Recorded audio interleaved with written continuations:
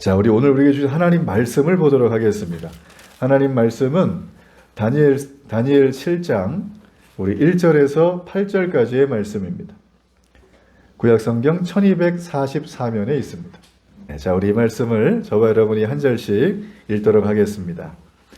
바벨론 벨사살 왕 원년에 다니엘이 그의 침상에서 꿈을 꾸며 머릿속으로 환상을 받고 그 꿈을 기록하며 그 일의 대략을 진술하니라.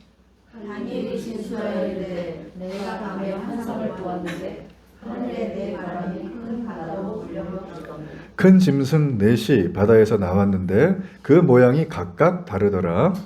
첫째는 사자와 같은데 독수리의 날개가 있더니 내가 보는 중에 그 날개가 뽑혔고 또 땅에서 들렸 사람처럼 두 발로 세계 하늘을 받았으며 또 사람의 마음을 받았더라. 또 보니 다른 짐승 곧 둘째는 곰과 같은데 그것이 몸 한쪽을 들었고 그 입에 이 사이에는 새 갈빗대가 물렸는데 그것에게 말하는 자들이 있어 이르기를 일어나서 많은 고기를 먹으라 하였더라. 그 후에 내가 또 본즉 다른 짐승 곧 표범과 같은 것이 있는데 그 등에는 새 날개 넷이 있고 그 짐승에게 또 머리 넷이 있으며 권세를 받았더라. 내가 밤 환상 가운데에 그 다음에 본 넷째 짐승은 무섭고 놀라우며 또 매우 강하며 또 새로 된 큰 이가 있어서 먹고 부서뜨리고 그 나머지를 발로 밟았으며 이 짐승은 전에 모든 짐승과 다르고 또 10뿔이 있더라. 내가 그 뿔을 유심히 보는 중에 다른 작은 뿔이 그 사이에서 나더니 첫 번째 뿔 중에 셋이 그 앞에서 뿌리까지 뽑혔으며 이 작은 뿔에는 사람의 눈 같은 눈들이 있고 또 입이 있어 큰 말을 하였더라. 아멘. 네, 오늘 저는 우리 다니엘 강의 우리 12번째 시간으로 내 짐승 환상과 다니엘의 소망 이런 제목으로 여러분과 함께 은혜의 말씀을 나누겠습니다. 우리가 즐겨 부르는 찬송 중에 찬송가 580장에 보면 이런 찬양이 있습니다. 삼천리반도 금수강산 이런 찬양이 있죠. 예, 마지막 음이 쳐지는데 이런 찬송이 좀 있어요. 여러분, 이 찬송이 만들어지게 된 배경에는 아주 가슴 아픈 우리나라의 역사가 담겨져 있습니다. 당시 이 찬양은 일본의 식민 통치를 지배를 받고 있었던 1930년대가 배경입니다. 이때는 대한민국에 있는 모든 사람들이 대한제국 말기에 우리 1905년 을사조약으로 되면서 수많은 사람들이 나라를 잃고 한일합방 이후에 여러 가지 많은 어려움을 겪던 소망이 없던 시절이었어요. 자, 이때 당시에 이 대한제국 말기에 이 고종의 영어 통역사로 임관을 하면서 나중에는 양양 군수가 되고 수많은 교회와 학교까지 짓게 되면서 계몽운동과 교육사업에 혼신의 힘을 다하고 그의 생을 마쳤던 남궁옥 선생님이 계십니다.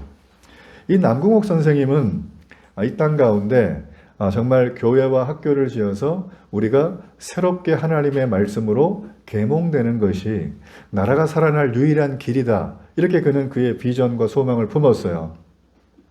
그리고 그분은 이 전국에 있는 교회와 학교에 무궁화꽃을 심는 일들을 장려하는 캠페인을 벌이게 됩니다. 대한민국의 꽃이 뭐죠? 무궁화입니다. 예, 샤론의 꽃 무궁화예요.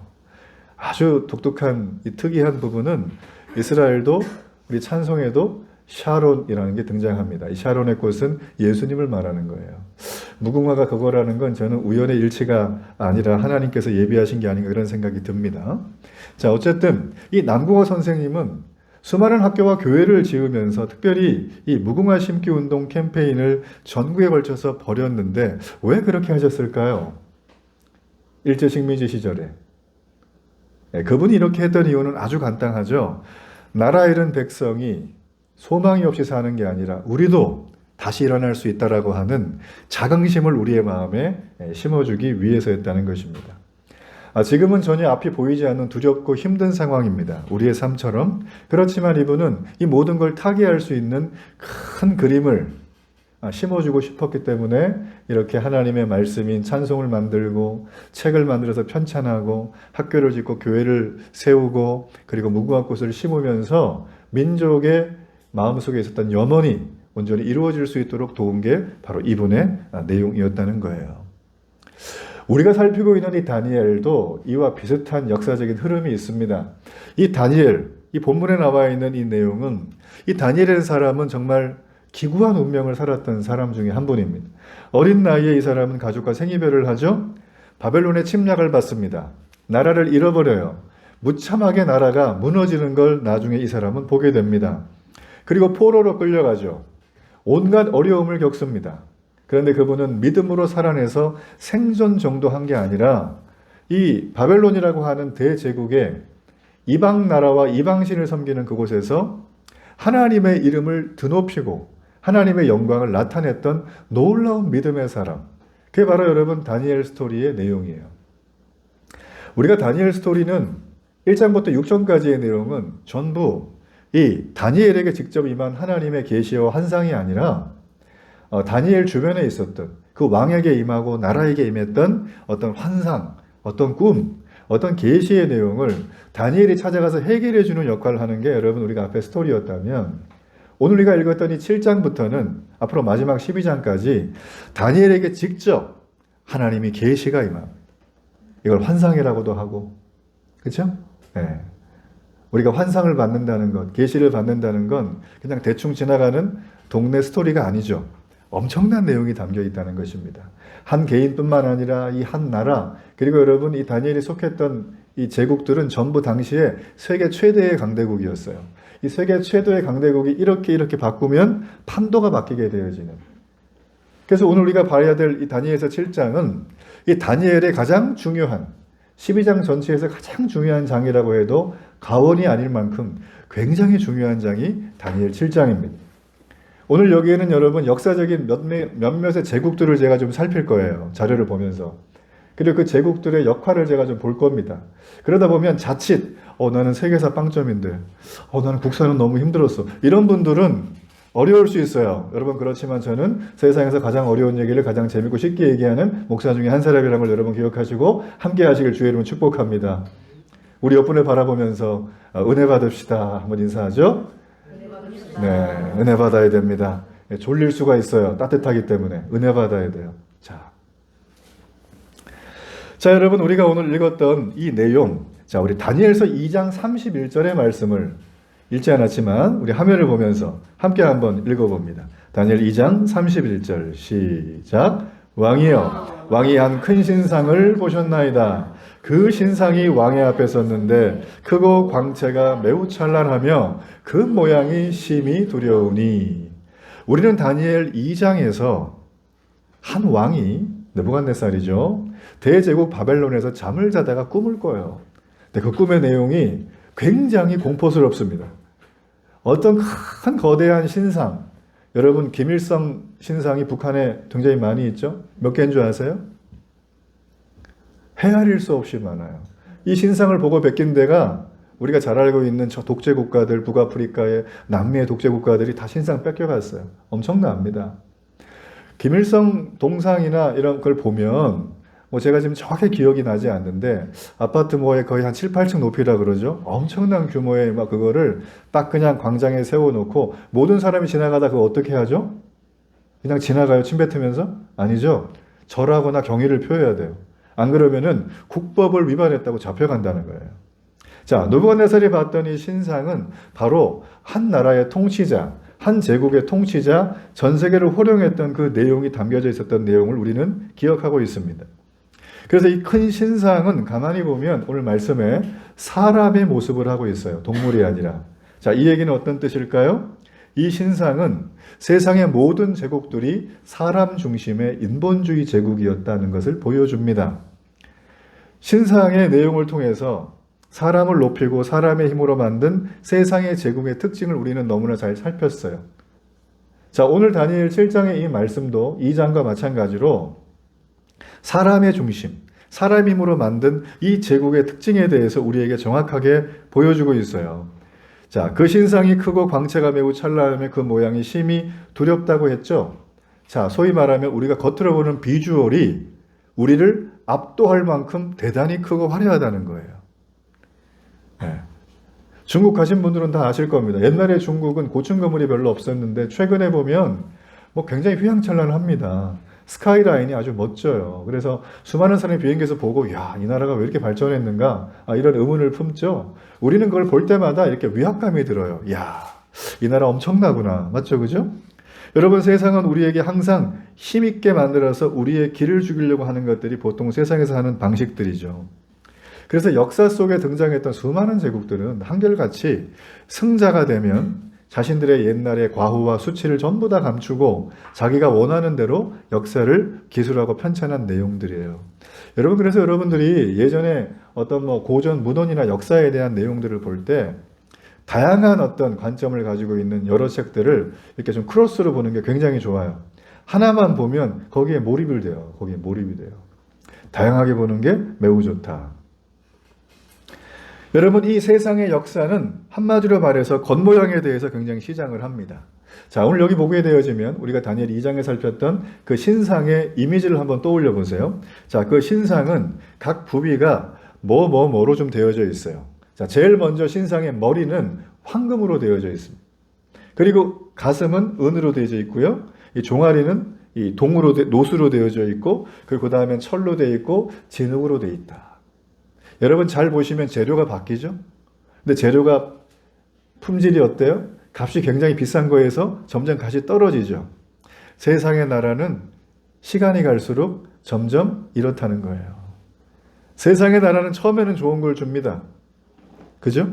우리가 과일 사면 어때요? 과일 한 상자를 샀는데 그 맨 위에는 딱 보면 이건 반드시 사야 돼. 이런 느낌이 들죠? 근데 하나 넘기면 어때요? 썩었네.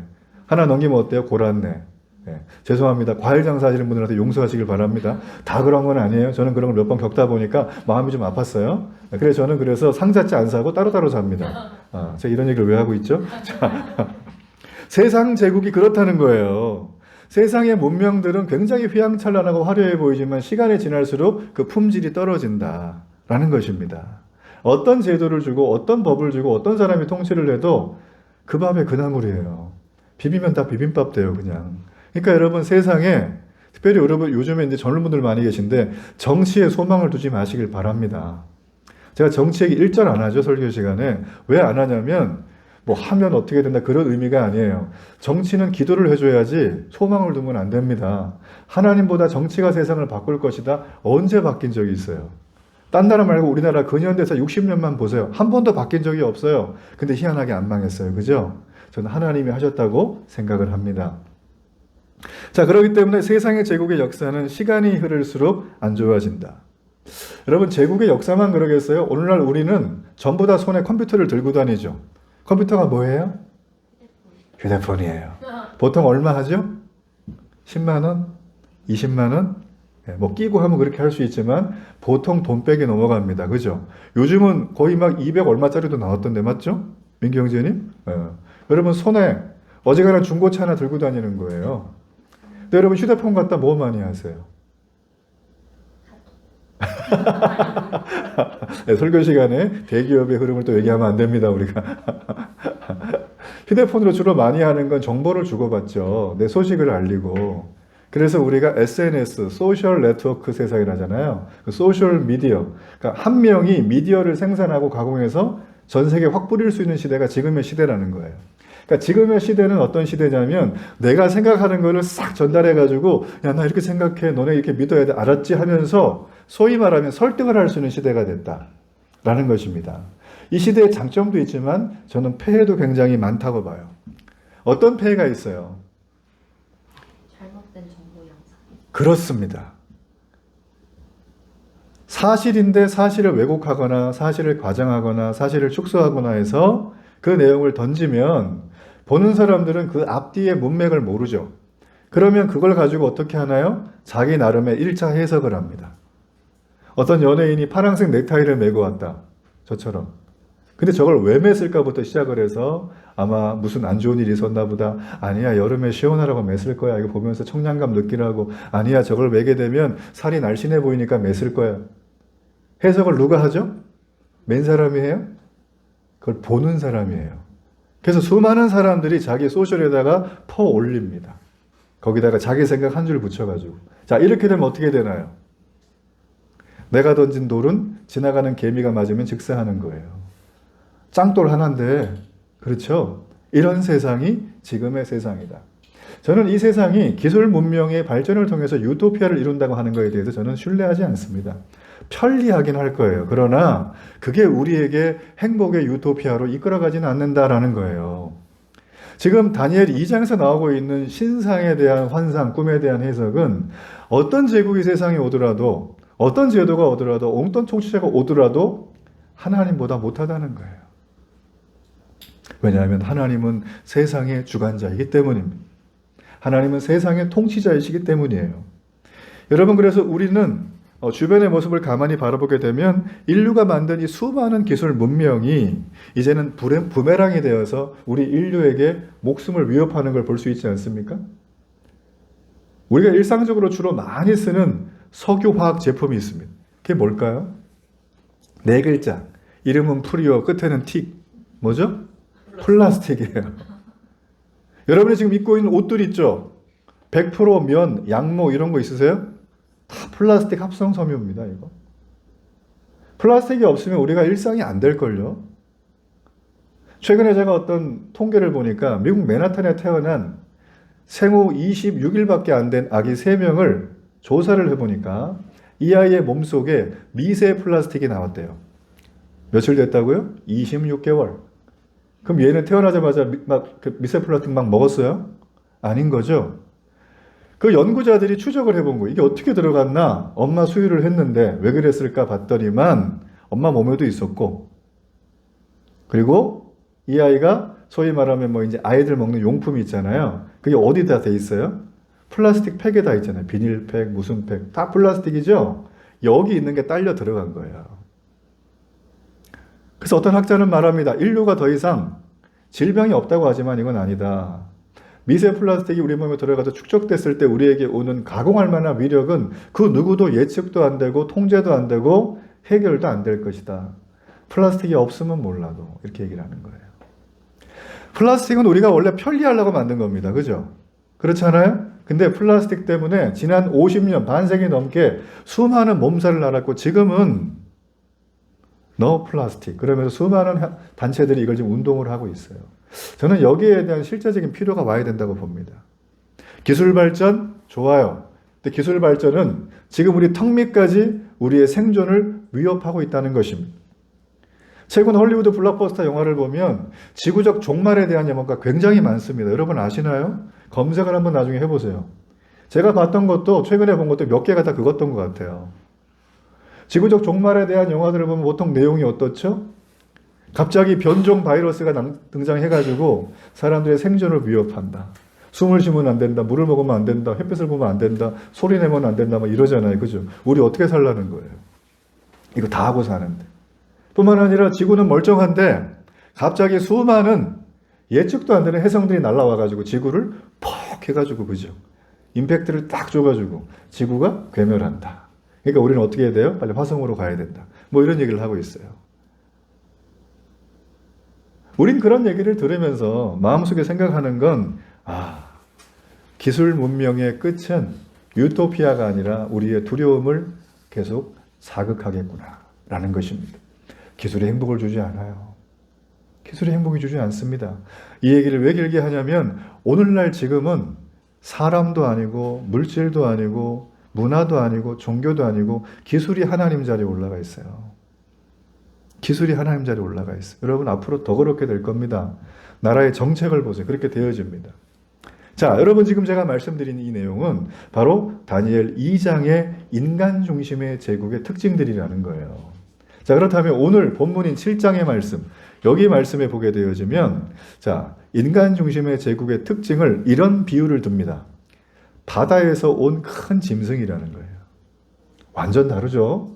거대한 신상이었는데 7장은 어때요? 바다에서 온 짐승이다라는 것입니다. 자, 짐승이 바다에서 왔다고 얘기를 해요.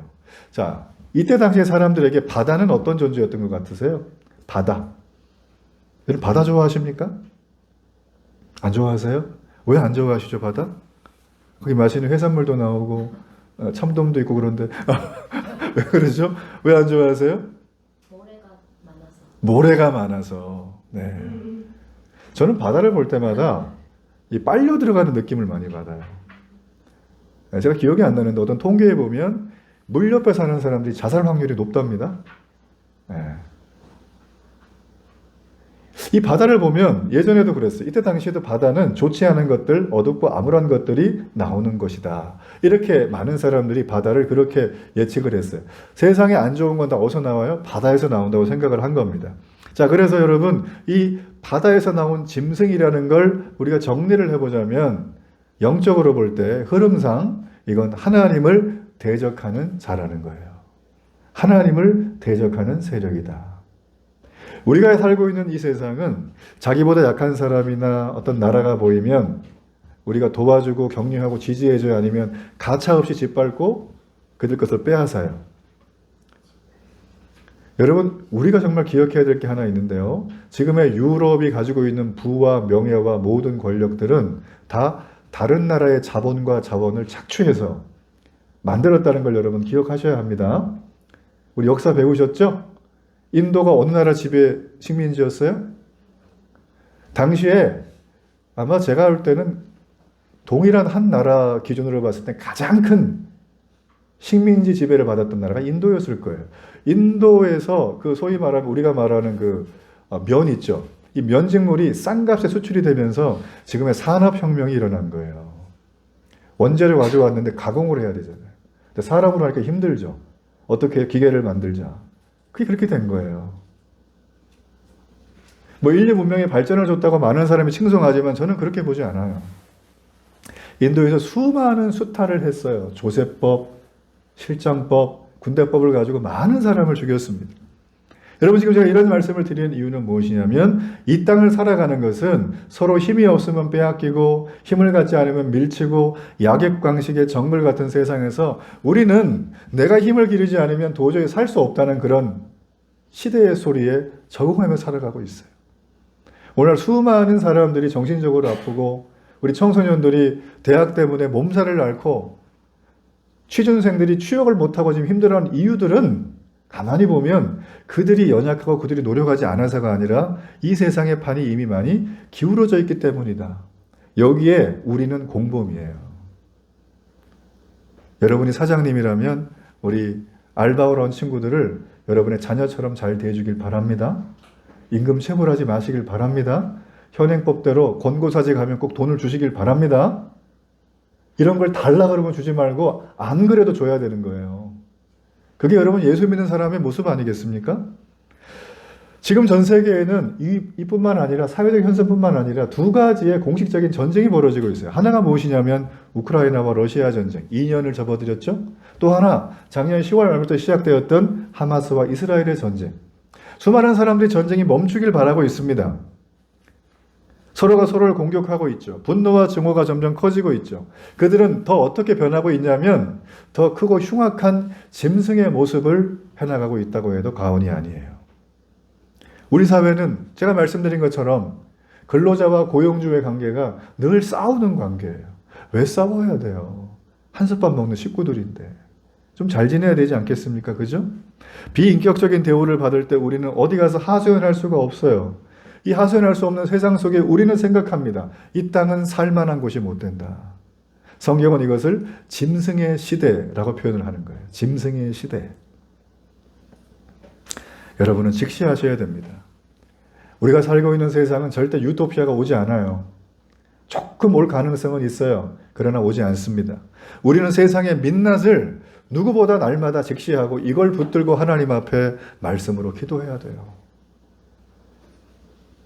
여러분, 기도하는 자가 승리하는 자입니다. 하나님 보시기에 이 땅은 언제나 인간 중심의 제국은 짐승 같은 존재인 걸 다시 한번 기억하길 바랍니다. 자, 그렇다면 오늘 여기서 말하고 있는 이 큰 짐승 4마리의 정체에 대해 우리가 좀 확인할 필요가 있어요. 자, 우리 다음 화면을 하나 넘겨주시기 바랍니다. 자, 여기 보니까 어떤 제국을 말하는 것 같으세요? 네, 바벨론을 말합니다. 자, 우리 다니엘 7장 4절의 말씀. 자, 우리 이 말씀을 제가 한번 읽어볼게요. 첫째는 사자와 같은데 독수리에 날개가 있더니 내가 보는 중에 그 날개가 뽑혔고 또 땅에서 들려서 사람처럼 2발로 서게 함을 받았으며 또 사람의 마음을 받았더라 또 보니 라고 돼 있어요. 여러분, 바벨론은 우리가 너무나 많이 익숙하게 들었던 이름이죠. 이 바벨론이라고 하는 나라는 당시 최고의 제국을 이루었던 나라입니다. 바벨론의 특징을 오늘 어떤 짐승으로 표시하냐면 날개를 가진 사자. 어떤 날개요? 독수리. 이게 다니엘서 2장에서는 그 왕이 꿈꿨던 거대한 신상의 머리에 해당되는 거예요. 머리가 어떻게 되어 있어요? 황금으로 되어 있다. 가장 비싸고 재질이 좋아요. 그러니까 바벨론은 당시의 대제국이었다. 엄청난 힘을 갖고 있었다라는 것이죠. 지금도요, 이 바벨론의 유적이 발견되는 걸 보면 어떻게 되어 있냐면 이 동상들을 가만히 바라볼 때 다 사자 몸에 독수리의 날개를 하고 있는 것들이 많아요. 세빈아, 혹시 게임 캐릭터 중에 그런 거 있어요? 사자 몸인데 날개가 있는 거? 없어요? 네, 없네요. 네, 있을 줄 알았는데 왜 안 만들었지? 만들길 바랍니다, 누구든지. 그래요. 자, 사자 몸에 독수리의 날개를 달고 있는 게 이 바벨론인데, 여러분, 이 얘기는 엄청난 군사력과 막강한 경제력을 가지고서 이 바벨론은 당시에 뛰어난 행정 시스템이 있었어요. 당시에 지나가던 강물 유프라테스 강을 끌어다가 이 바벨론 도성을 만들 만큼 건축과 과학과 여러 가지 분야에서 아주 최첨단을 달리던 그런 나라였습니다. 그러니까 이 나라에는 문자까지 있어가지고 법 질서를 만들고 이 모든 걸 가지고 사람들이 살아가는데 아주 낙원처럼 만들었던 게 바로 바벨론이라는 곳이었어요. 근데 여기 말씀해 보면 어떻게 됩니까? 이 바벨론이 망하지 않을 것 같은 이곳이 날개가 뽑히고 땅에서 들렸다라고 말을 하죠. 이거는 바벨론의 급격한 멸망을 예언하는 건데, 실제로 바벨론의 전성기를 이루었던 신바벨론을 말하는 것입니다. 느부갓네살 왕은 약 43년간 통치하고 죽어요. 그로부터 수십 년이 안 돼가지고 나라가 쪼그라들더니 결국에는 망하게 된다는 거죠. 바벨론의 패망은 딱 하나입니다. 한 사람의 카리스마적인 리더십에 너무 의존을 하는 거예요. 사람 의존 증상. 이 사람을 의존하다 보니까 그 사람을 높이게 되고 그 사람이 없을 때 나라는 망하게 된다. 우리 인간 문화에도 이런 걸 그대로 보죠. 한 사람의 스타 플레이어한테 다 붙어 있는 거예요, 우리는. 여러분, 그분 너무 훌륭한 분이지만 우리도 함께 해야 되는 거예요. 인간 문화를 높이는 것이 바벨론의 상징이었어요. 자, 다음 장면 보겠습니다. 자, 다음 장면은 바로 메데 페르시아입니다. 바로 페르시아라고 하는 제국이죠. 자, 다니엘 7장 5절 말씀해 보면 제가 한번 읽어봅니다. 다른 짐승 곧 둘째는 곰과 같은데 그것이 몸 한쪽을 들었고 그 입에 이사이에는 새 갈빗대가 물렸는데 그것에게 말하는 자들이 있어 이르기를 일어나서 많은 고기를 먹으라 하였더라. 이 둘째 짐승은 페르시아입니다. 이 페르시아는 곰처럼 생겼다 그러죠. 자, 신상으로 보자면 가슴에 해당하는 은이에요. 은, 재질이 은으로 돼 있어요. 근데 여기 보게 되어지면 곰 같은 짐승이 몸 한쪽을 들었다라고 돼 있어요. 이게 세 번역에 보면 뒷발로 서 있다는 뜻이에요. 뒷발로 서 있다. 한쪽에 서 있죠. 왜 이렇게 돼 있냐면 원래는 메데와 페르시아가 연합국이었어요. 근데 페르시아가 메데를 삼키죠. 그래서 뒷발로 서 있다는 뜻이 되는 겁니다. 자, 그리고 다음에 새 갈빗대를 물었다고 나오는데 갈비 맛있잖아요, 그죠? 이 새 갈빗대를 곰이 확 하고 뜯어요. 근데 그 새 갈빗대는 나라 세 개를 얘기합니다. 하나는 바벨론이고 하나는 리디아고 세계 최대 부국이었어요. 그리고 하나는 이집트를 말하는 거예요. 그는 이 갈빗대를 취하면서 그들이 가지고 있었던 군사력, 경제력 이 모든 걸 흡수해가지고 자기 페르시아 나라를 만들어가서 전 세계를 제패하게 됩니다. 이 페르시아 영토가 얼마나 컸는지 몰라요, 여러분. 페르시아가. 이 페르시아 영토가 얼마나 컸는지 여러분 잘 아는 영화 300, 스파르타쿠스 아시죠? 그리스와 페르시아의 해전 여러분 기억하십니까? 번번이 깨졌지만 보통 이들이 한번 움직이면 30만, 50만, 70만 명이 막 움직여요. 100만 대군 막 이렇게.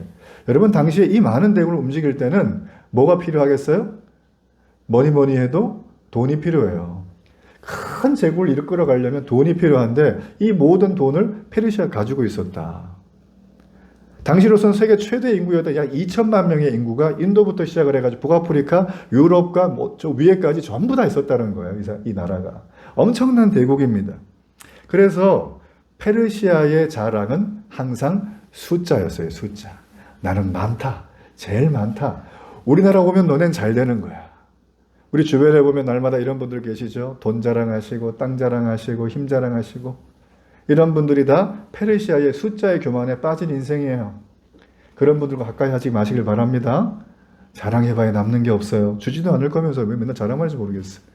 교만하다는 거예요. 자, 그 다음에 셋째 짐승은 누굴까요? 자, 한 장 넘겨주세요. 자, 이 셋째 짐승은 바로 헬라를 말합니다. 자, 다니엘 7장 6절의 말씀 제가 읽어봅니다. 그 후에 내가 또 본즉 다른 짐승 곧 표범과 같은 것이 있는데 그 등에는 새 날개 넷이 있고 그 짐승에게 또 머리 넷이 있으며 권세를 받았더라. 여러분, 표범 같은 짐승이 헬라의 특징이죠. 우리가 잘 아는 역사를 순식간에 제패했던 방년 23세 알렉산더 대왕을 말하는 거예요. 이 알렉산더 대왕은 자기가 살고 있는 그리스부터 시작을 해가지고 마게도냐를 출발해서 인도까지 점령했는데 그 기간이 10년밖에 걸리지 않아요. 엄청난 스피드입니다. 표범이란 동물을 상징할 때 어떤 느낌이 드세요? 느려요? 아니에요. 엄청 사납고 순발력과 민첩성이 엄청나다는 거죠. 다니엘 2장에 나와 있는 신상회를 볼 때는 허리 부분에 해당하는 노체 나라가 바로 헬라라는 나라였어요. 이런 말이 있었어요. 이 알렉산더가 막 울어요. 갑자기 10년 만에 전쟁 다 끝내고.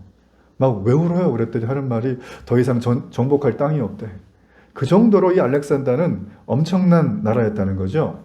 근데 이 사람이 이걸 말씀해 보게 되어지면 이 짐승이 4개의 머리와 4개의 날개가 있다고 하잖아요. 이 알렉산더는 짧은 인생 살고 죽어요. 그러고 나서 그의 4명의 장군이 그 땅을 4등분으로 나눠가지고 통치하게 되어지는 것을 말합니다.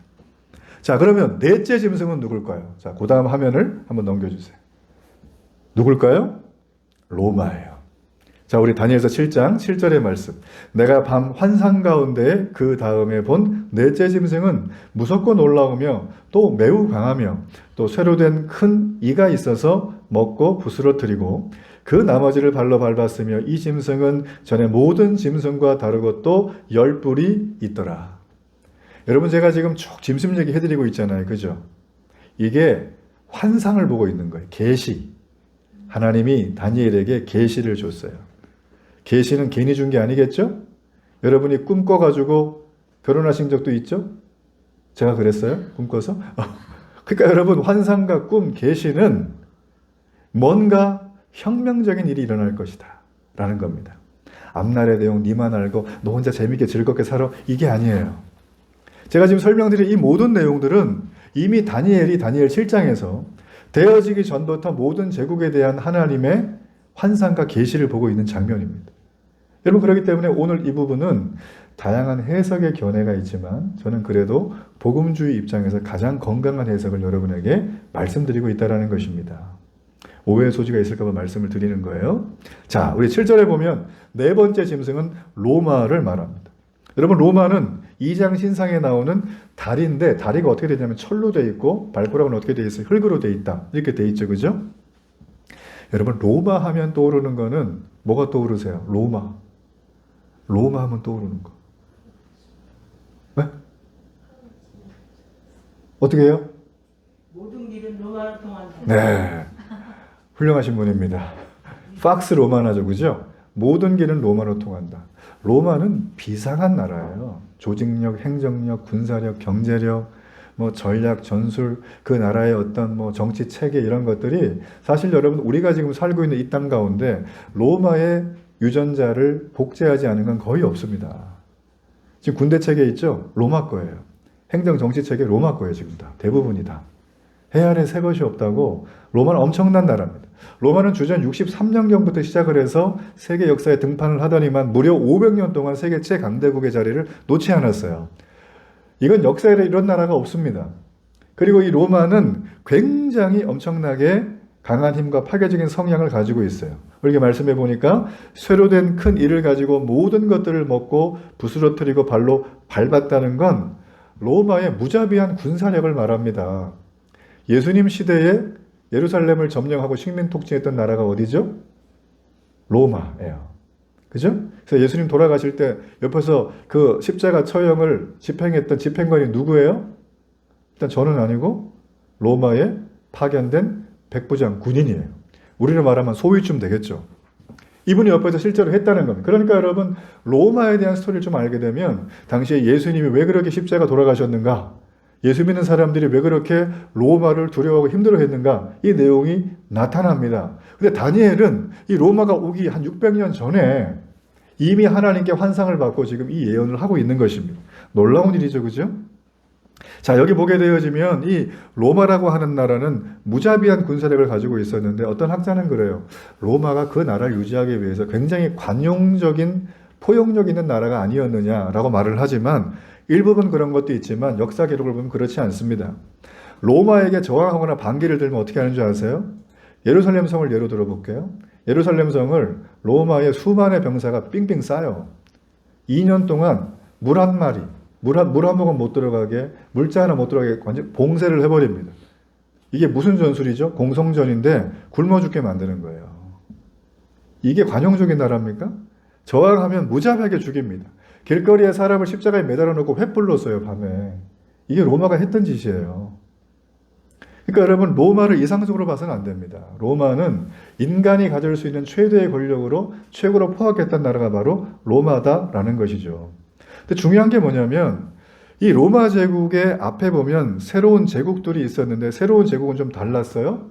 뭐가 달랐냐면 뿔이 10개래요. 성경에서 뿔은 권세를 상징합니다. 힘을. 근데 이 열이라고 하는 숫자는 완전한 숫자예요. 충만한 숫자를 말합니다. 이 얘기는 로마는 앞에 있는 어떤 나라보다 막강한 힘을 가지고 있었던 유일한 나라다라는 걸 성경은 보여줍니다. 근데 여러분, 이 10뿔의 권세는 로마 제국 자체만으로 끝난 게 아니라 성경 가만히 보면 그 10뿔은 그 나라에서 일어날 열왕이다라고 했어요. 이 얘기는 무슨 얘기예요? 로마 제국이 멸망하고 나서도 오늘날까지 말씀드린 것처럼 로마의 강성한 DNA를 지금 잘 되고 있었던 대부분의 나라들은 전부 다 우리에게 다 흡수되어 있다는 거예요.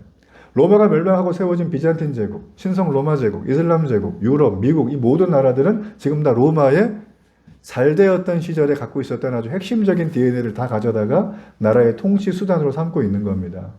그렇죠? 잘 생각을 한번 해보세요. 잘 생각을 해보세요.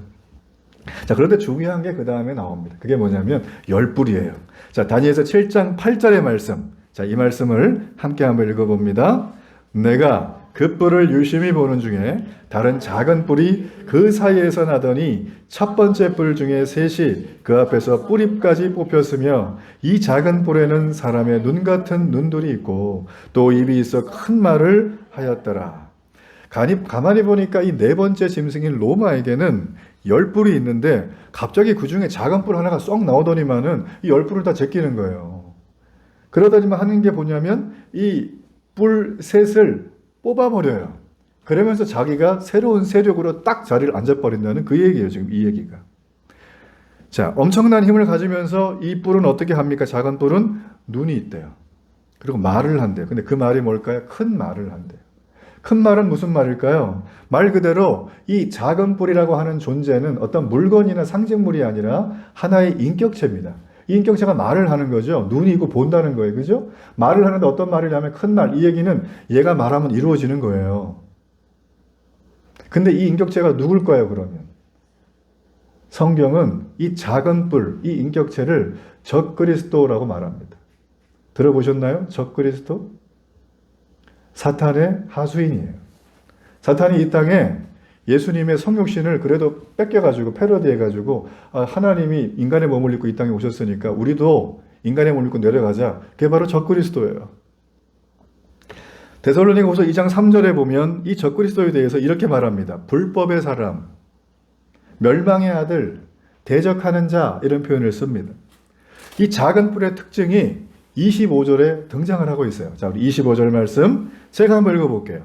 그가 장차 지극히 높으신 이를 말로 대적하며 또 지극히 높으신 이의 성도를 괴롭게 할 것이며 그가 또 때와 법을 고치고자 할 것이며 성도들은 그의 손에 붙임받아 한 때와 두 때와 반 때를 지내리라. 여러분, 이 얘기는 수많은 이단들이 가져다가 쓰는 아주 주제조입니다. 이만희 신천지 늘 이걸 써요. 한 때와 두 때와 반 때 얘기하면서 내가 완전한 때라고 맨날 얘기를 해요. 참, 그 할아버지 올해도 사시죠, 그죠? 네, 돌아가셔야 되는데. 네. 여러분 잘 보세요. 이 다니엘 7장부터는 계시와 묵시와 환상에 대한 내용입니다. 계시록과 연결이 되어 있고요. 에스겔도 나오고요. 이게 예레미야도 좀 나오고 마태복음도 재난에 징조할 때 이 얘기가 나옵니다. 성경 몇 군데에서 신구약에 걸쳐 가지고 이 얘기가 계속 나오고 있는데 여러분 잘 들으셔야 돼요. 마지막 때가 되면 하나님의 말씀을 가지고 불법을 행하는 자들이 하나님이 정하신 질서와 내용을 바꾸려고 합니다.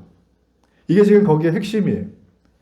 이 적그리스도는 인간의 몸을 입고 이 땅에 오신 예수님을 사탄이 흉내낸 존재입니다. 적그리스도는 한 명일 수도 있지만 여러 명일 가능성이 매우 높아요. 이 작은 뿔, 적그리스도의 세 가지 특징이 있습니다. 첫째는 무엇이냐면 바로 가장 높으신 분 하나님께 말로 대적을 한다는 거죠. 요한계시록 13장 5절에 보면 그 짐승은 큰 소리를 치며 하나님을 모독하는 말을 입을 받고 42달 동안 활동한 권세를 받았다라고 합니다. 우리 주변에 하나님 얘기를 하면 이런 분들이 있어요. 아유, 그거는 과학이 없던 시대에 그 사람들이 뭔가 믿어보려고 만들어진 신 아니겠느냐. 이런 말 들어보셨죠? 그게 여러분 바로 말로 대적하는 자들의 소리예요. 이 무서운 권력을 가지고 사람들을 장악하고 나라를 다스리고 하나님의 백성을 핍박했던 이 적그리스도의 존재들은 한 명이 아니라 역사 속에 굉장히 많습니다.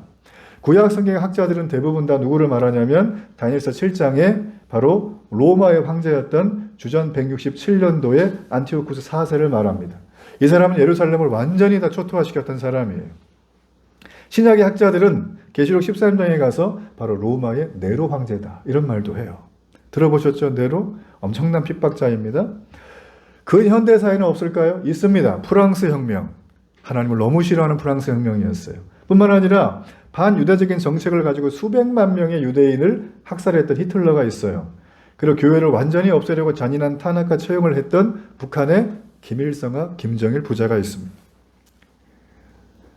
모퉁이돌 선교회라고 하는 것의 통계에 의하면 북한에서 1945년부터 2006년까지 하나님을 믿는다는 이유로 순교를 당한 사람들의 숫자가 약 1만 7천 명에 달한다고 합니다.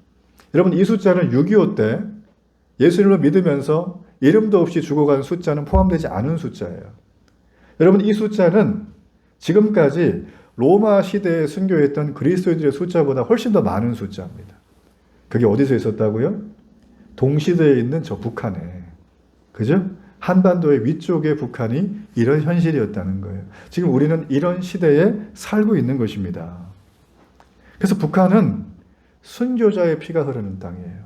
전 하나님이 이 대한민국을 통일하신 다음에 북한에 있는 지금 정치범 수용소에 있는 수많은 예수를 믿는 사람들이 정말 목숨을 걸고 믿지 않습니까? 거기는 그분들을 통하여서 전 놀라운 기적을 행할 줄로 믿습니다. 하나님의 일은 그들을 통해서 아마 하실 거예요. 자, 이렇게 열거된 모든 적그리스도의 존재들은 전부 다 말로 하나님을 대적했다라는 것입니다.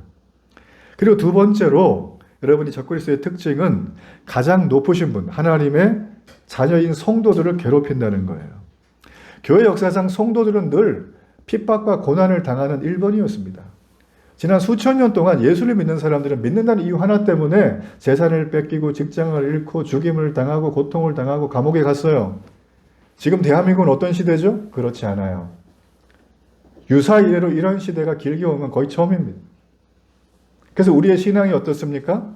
순교의 신앙은 남의 나라 얘기고 내가 잘 먹고 잘 살아야 되죠. 그죠? 기독교 신앙이 이렇게 변질되고 있는 중에 하나가 무엇이냐면 바로 순교의 내용이 없는 거예요.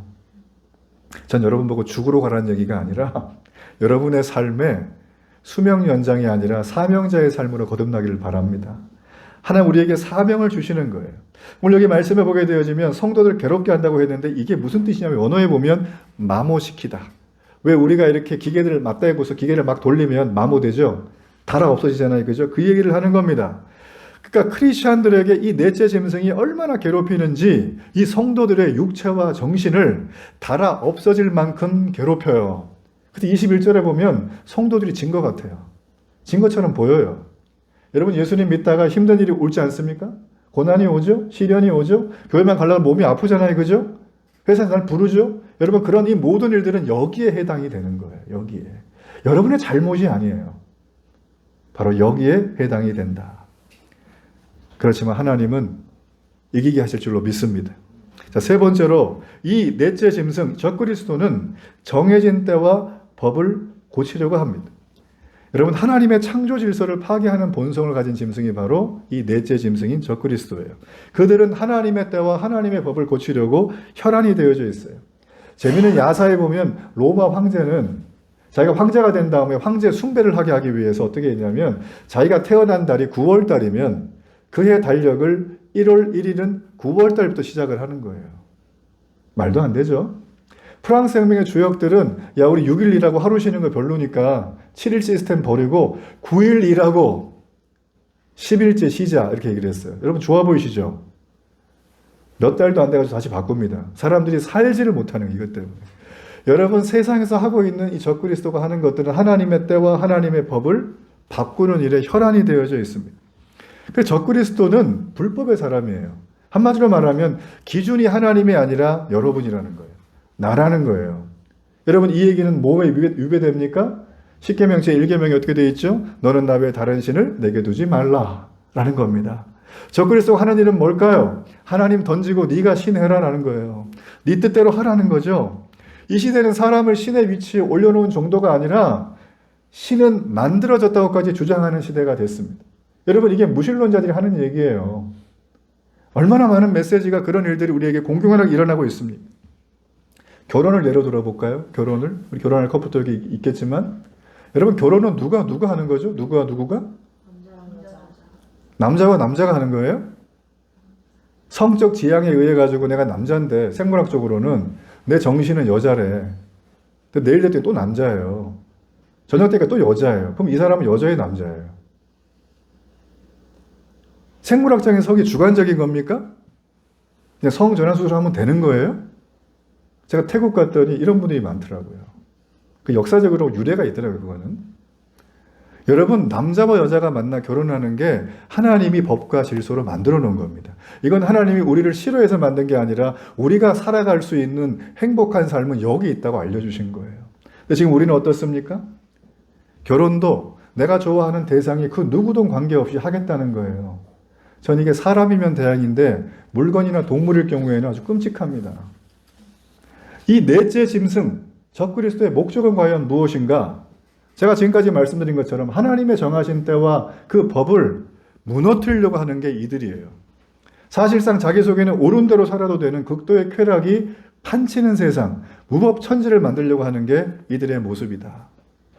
전 여러분, 우리가 살고 있는 세상이 너무 나이브하게 보시면 안 돼요. 그래서 지금 우리가 사는 세상은 이런 세상이에요. 앞으로요, 세상은 이런 방향으로 점점 갈 겁니다. 각 나라의 입법기관들을 가만히 살펴보세요. 하나님의 때와 법을 바꾸려고 하는 법안들이 계속 상정됩니다. 막으면 올라오고. 우리 차별금지법 여러분 있죠?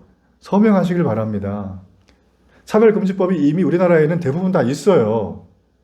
근데 이 사람들은 거기다 독소조항 집어넣었죠? 말씀드린 것처럼 성에 대한 부분들, 성적 지향 부분들. 고등학생 여기 있는데 잘 들으셔야 됩니다. 결혼은 남자와 여자가 하는 거예요. 제가 이런 얘기를 설교한다는 게 가슴이 아파요. 이 시대가. 말도 안 되는 거죠, 이거는. 그죠? 네. 네, 차별금지법 반대 서명을 해야 됩니다. 차별금지법을 동의하면 안 되고.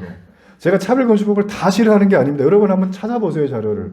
굉장히 좋은 내용, 그런 거는 동의해야 되는데 이 성적 지향에 대한 부분만큼은 기독교를 떠나서 한 인간으로서 살아가면서 여러분 해야 되는 거 아니겠어요? 함께 하시길 바랍니다.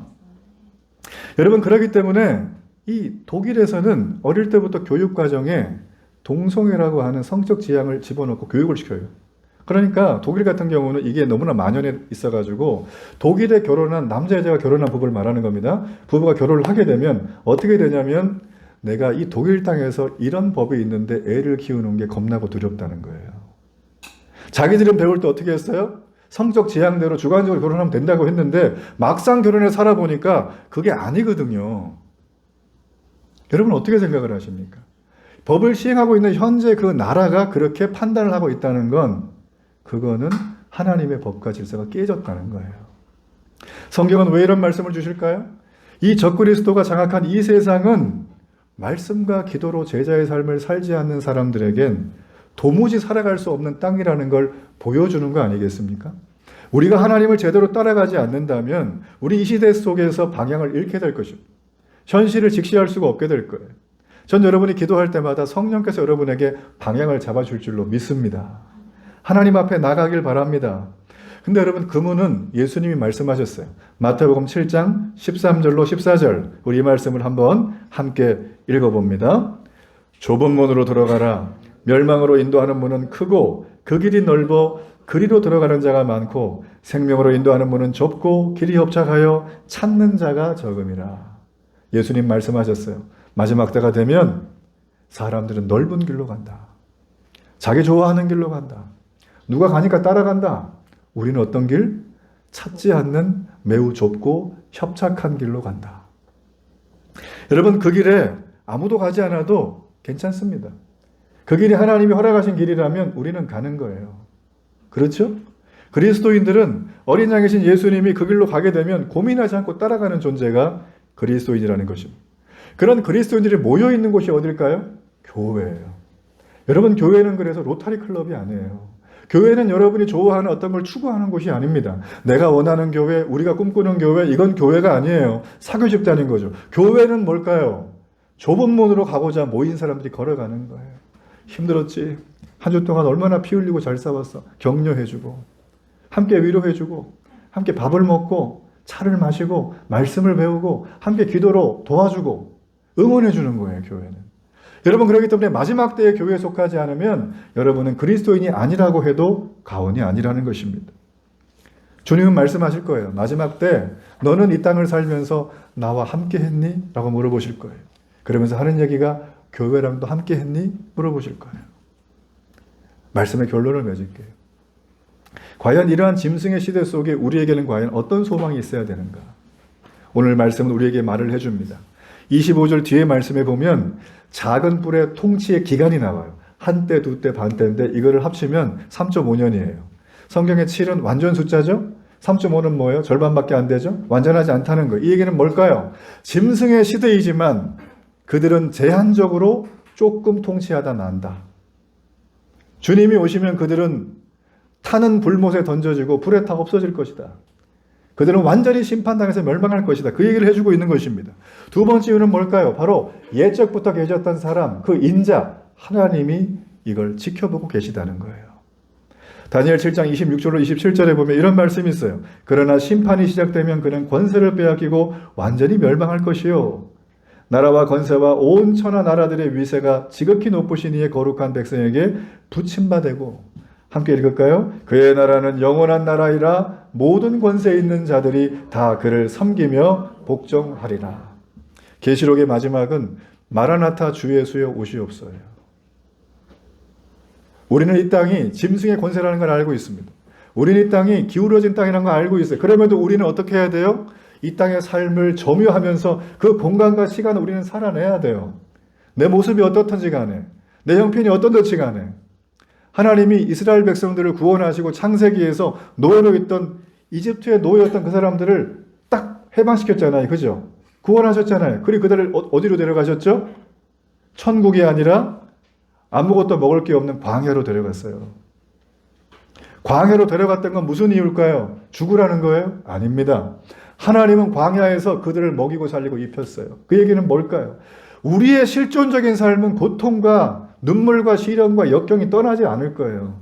여러분의 삶에 좋은 날만 있나? 없는 날이 더 많을 겁니다. 살아가는 게 고통일 거예요. 내가 공부 잘할 수 있을까? 내가 건강할까? 내가 잘 죽을까? 내가 좋은 인생을 살아갈까? 우리는 늘 고민이 됩니다. 그런 삶을 살아가는 우리들에게 광야는 말하는 거예요. 너 그렇게 살면 별 볼 일 없어? 하나님 어떻게 하시네? 내가 먹이고 입혀줄게.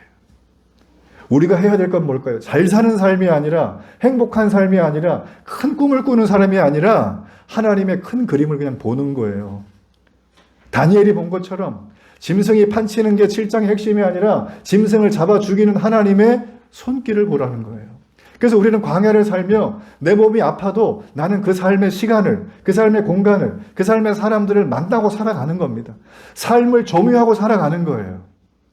여기가 내 땅이 아니에요. 땅 문서를 보니까. 근데 내가 실제적으로 점유하고 살면 여기는 법적으로 내 땅입니다. 여러분의 삶의 자리를 그냥 점유하고 사는 거예요. 누가 돌아가셔도 괜찮아요. 누가 힘들어도 괜찮아요. 난 좋아도 괜찮아요. 거기 그냥 점유하고 살아가는 거예요.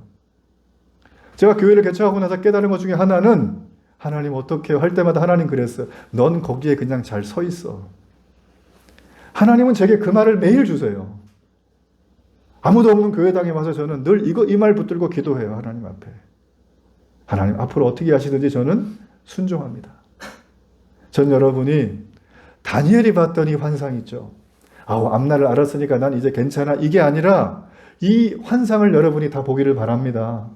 이걸 봐야 여러분이 절망에서 이길 수 있어요. 이걸 봐야 여러분이 죽음에서 소망이 생겨요. 여러분 이걸 봐야지만 예수 믿는 맛을 느끼고 살아갈 수 있어요. 이왕 믿는 거 이 맛을 봐야 되지 않겠습니까? 전 여러분이 이런 은혜가 있기를 주의 이름으로 축복합니다.